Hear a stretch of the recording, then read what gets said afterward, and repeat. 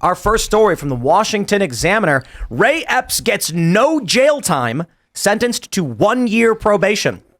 A man widely accused by former President Donald Trump supporters of covertly working on behalf of the FBI during the January 6th Capitol riot was sentenced Tuesday to a year of probation for his actions that day. Ray Epps, 62, pleaded guilty last fall to one misdemeanor for disorderly conduct in a restricted area. The DOJ had asked that Epps get 6 months in prison, a relatively harsh sentence for that charge. While Epps argued that probation and restitution were appropriate penalties, he received restitution of $500. So here's the big issue, and we'll just keep it real simple for you. He's the one guy on camera orchestrating, and I mean that literally, telling people to go into the Capitol. If there is any orchestrating that is documented, is that. You take a look at the Proud Boys and Oath Keepers or whatever, and it's like vague. We're going to go. Who knows what's going to happen? There's no real plan. It's even admitted in these official statements that they don't really have a plan. Enrique Tarrio was not in Washington, D.C. on that day. They sentenced him to 20 years. Mm-hmm. Ray Epps not only was there, but was advocating for people to go in, is on camera saying he knows he'll be arrested for inciting this. He says, I don't want to say it because I'll get arrested, but I'll say it. And they say it. And then he tells people to go in the Capitol. And then there's a video of him at the front barricade when it's first breached, whispering into a man's ear. And then they breach the barricades, storm the Capitol grounds. Yep. And this guy gets probation. We have so many stories of people like Brandon Strzok, for instance, never went in the building, prison. How about Owen Schroyer? Did not go in the building, prison. Many people are rightly wondering why it is this man, Ray Epps, is not getting any jail time, but more importantly, why he has been defended by the corporate press. Here's my conspiracy theory. He's actually just everything is perfectly straightforward, and the corporate press is defending him. That's the real conspiracy. Huh. He actually is some bumbling Trump supporter who advocated them going to the Capitol, and the DOJ is like, let's go real easy on him and get our buddies in the press to defend him, so it makes everybody think he's the bad guy. Well, it's a very interesting situation, and the way that it's framed is very telling. So this article and many of the other articles you'll read is Ray Epps, who right-wingers and conservatives and conspiracy theorists allege was involved with the federal government in some capacity or needs to be punished more harshly than he's being punished, rather than Ray Epps, who whispered in the ear of the first person who broke down a barricade, or Ray Epps, who was inciting the riot a day before and telling people they should enter the Capitol and who was then called a Fed. Yes, but they never point out what actually happened. But they never point out what the evidence shows. They always point out, this is what right-wingers think. This is what conservatives think. This is what conspiracy theorists think, not this is what happened. Right. And the very, very important thing about these videos is Ray Epps saying that he knows he will be arrested for what he is about to say. And then he says it. He knows what he is saying is incitement to illegal activities. Mm-hmm. And they avoided charging this guy for a very long time. Yep. And their argument was he never set foot in the building. But like you said, Brandon Strzok and Owen Schroyer are both people who never entered the building either, and yet they were charged and they were in prison. And Brandon Strzok, who we actually had on the show, had to plea down from like 20 years or something like that. They were trying to lock him up in federal prison for a very long time. And he never entered the building. They lied about the evidence. They said that he was egging people on and telling them to go into the building when it's not clear that he actually was, because you can't see him on camera. And according to him, it's someone off camera yelling it. We actually have footage of Ray Epps telling people to go in and whispering in someone's ear. And he gets 6 months probation when they were trying to charge Brandon Strzok and lock him up for 20 years. This is the most blackpilling situation I think that's going on in the United States right now. The way that the people that were at the Capitol on the 6th are being treated, the way that the government has really, set the conditions so that it's clearly favoring people and clearly going out of its way to essentially, prosecute people for things that are protected under the Constitution. And it's blatant. And the real disheartening thing is not that the government is doing it or people in the government would do it, because they're all garbage anyways. Yeah. It's that there are so many Americans that support it. And this goes back to the fact that America is going through, in my opinion, America, and a lot of other people too, America is currently going through a cultural revolution like they had in China. And what that means is the fundamental principles that our country is founded on, and I'm not talking about religion or any of that kind of stuff. I'm talking about simple, basic things like you are innocent until proven guilty. Those things are literally being ignored currently in regard to January 6th, in regard to Donald Trump, in regard to also any number of federal and state cases that have been brought against people that have the wrong politics. People in other countries can see this.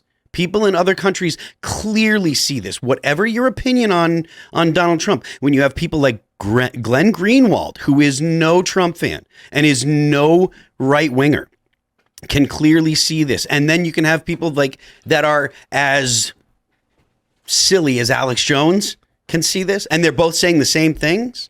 And the only people that don't see this are the actual establishment. I mean, the only people that if you pay attention, if you are paying attention to what's going on, it is difficult for me to believe that you are being honest if you can't see that there is political persecution. And I'm glad that you pointed out that this is very reminiscent of the Cultural Revolution. What we're seeing is a kind of neo-Maoism where 100%. they accuse people of being enemies of the state or the establishment, needing of ostracization or even imprisonment on the basis of their political values. And it's also ranked based on their ethnic background, their immigrant status, whether they're conservative or not, right? What Mao did is he created a series of privileged classes. And then he told the people, you have to go after the privileged classes, and to be labeled as a member of one of these privileged classes in Mao's Cultural Revolution was basically a death sentence or a sentence to be imprisoned. But let me just be perfectly clear. That is where this kind of thing ends. You don't start singling out ethnic groups and political groups and start saying that they're evil and need to be ostracized and removed from society and just have that stop. Like there's either a backlash and it stops happening, or it ends up getting violent and they try to harm people. And we already see they're trying to lock people up on the basis of their political values. Yes, and to your point about the identity stuff, Mao had red and black identities. If you were a communist, you had a red identity, and they used those identities to turn children against their parents. If your parents owned a shop or owned property or owned everything or owned anything, or you were just looked at unfavorably, you believed you were not a communist or whatever, you had a black mark on your family, and the children would go to school and they didn't want to have black marks. They wanted to have red identities. They wanted to be good communists. They wanted to get along with their friends. They didn't want to be weird. It was all peer pressure, which is what we're seeing now. All of that stuff, all of these things are reminiscent of Mao's Cultural Revolution. It's happening currently in the United States because actual Marxism, economic Marxism, vulgar Marxism does not work. So they're trying to use a racial vector. All of the talk about race that you're seeing now, and everyone agrees there's constantly talk about race. That is just a vector of attack. And it's all because it's a Maoist cultural revolution going on in the U.S. Yeah, it's crazy to me that you have not just that concept, like you said, that it's been turned on its head, innocent until proven guilty. It's that equal justice under the law, right? That is the application. That is what is foundational to our country. And you're not seeing that. You've got this two-tier justice system that's going on. I see it ever since running for U.S. Senate. I'm trying to replace Mitt Romney here. And going around and talking to so many Utahns. I've talked to many that actually were there on January 6th.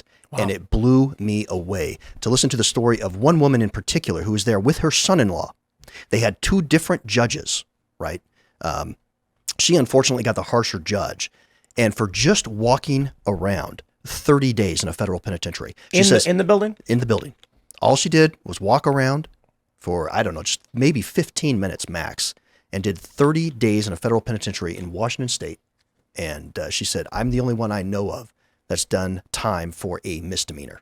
More time than Ray Epps. More time than Ray Epps. This is what's amazing is that a large portion of the convictions in the January 6th cases are people who showed up after the fact, and there's no barricades that had been ripped down. Yeah. The doors had been opened by police. Joe Scarborough of MSNBC on January 7th, CNN reports, he said, you opened the effing doors for them. Mm-hmm. So there are people who don't know what's going on. The Capitol is normally open, unrestricted. The police open the doors and even fanned some in. They go to prison. Mm-hmm. This is crazy what's happening in this country. And when you look at what's going on the southern border, I got to be honest, man. Look, I don't think all hope is lost. I certainly think we have been winning, and there's a lot of people who don't want to accept it, but we've got tremendous cultural victories. I mean, the fact that Dave Chappelle can say the jokes that he can say to mass applause from a DC audience shows we are winning this culture war. But of course, when you back an animal into a corner, they will lash out violently. And as the establishment machine begins to lose power, they are going to act irrationally and violently. And that's what we are now seeing. We are seeing people who are just bumbling, tourists in DC who went to see a speech, walked around, and go to prison. It's horribly depressing. And as mentioned earlier, this all ties into whether or not you are a member of one of the favored identity groups. Yep. Look, big, bad, scary white person, insurrectionist, right winger inside of the Capitol. Well, that person is going to do prison time, right? Or they're going to be more likely to. They're certainly going to be frowned upon in the media. And that's why people are asking, why is nothing happening to this Ray Epps guy? Because he is every single thing, and he's a member of every identity group that we're constantly told we're supposed to hate. This is an older guy who seems to be working class, who's a white conservative male who was inciting a riot and was inciting a quote unquote insurrection, and he only gets probation. Now, don't sit here and try to tell me that that's his white privilege kicking in and people not wanting to prosecute him and the system not handling him because he's a white guy, or because conservatives are actually secretly privileged and we're getting this wrong, because other conservative leaning people who are more politically active have gotten in far more trouble in this instance for far less. The reality is there is information that's being withheld for us on his involvement. That's all I'll say. He did more to incite a riot or to incite violence, incite the riots and stuff than Donald Trump did. Absolutely. Donald Trump was I think impeached without twice. question. It is. I would be remiss if I did not end this segment on January 6th by pointing out the facts of the case that January 6th was an inside job, was adjudicated as an inside job, and is, as a matter of fact, based on CNN's reporting, January 6th was an inside job. But don't take my word for it. First, let me give you the definition of inside job from the Oxford Dictionary. Inside job is defined as a crime committed by or with the assistance of a person living or working on the premises where it occurred. Notice they say committed by or with the assistance of. Inside job is a fairly broad term. It means that someone inside allowed or helped or assisted in this happening. Of course, then we have this story from CNN. Man who said January 6th was magical acquitted in U.S. Capitol riot case. A federal judge found Matthew Martin not guilty of 4 federal misdemeanors, 4 related to trespassing. Martin had successfully argued that a U.S. Capitol officer waved him into the building. At least one video played during the trial appeared to show an officer moving his arm in a waving motion. That is to say, CNN has confirmed a video exists of an officer waving at Matthew Martin, for which Matthew Martin interpreted as being waved into the building, and that a judge agreed that the police officer appeared to be waving him into the building. By all means, CNN, you are allowed to argue that he was waving at police officers, but that's not the point. With the assistance of a Capitol police officer, this man entered the building. Thanks for watching this clip from the Timcast IRL podcast. Hang out with us live Monday through Friday at 8 p.m. and become a member over at timcast.com for uncensored, members-only shows exclusive. Thanks for hanging out, and we'll see you all next time.